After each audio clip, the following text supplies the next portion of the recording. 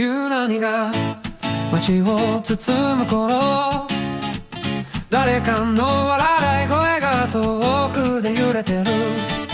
学んだ影が少しずつ伸びて、言葉よりも静かな約束をした。